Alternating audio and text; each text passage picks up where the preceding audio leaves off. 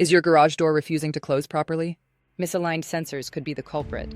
Garage door sensors play a crucial role in ensuring safety by detecting obstacles. But dirt, physical damage, or improper alignment can disrupt their functionality. Ignoring this issue could lead to safety hazards or leave your home vulnerable. The good news? Realigning sensors is often straightforward but requires care to avoid further damage.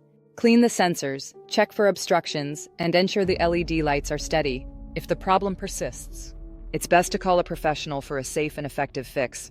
Addressing sensor issues promptly not only ensures smooth operation, but also extends the lifespan of your garage door system. Contact Tip Top Garage Doors, Raleigh today for expert assistance and reliable solutions.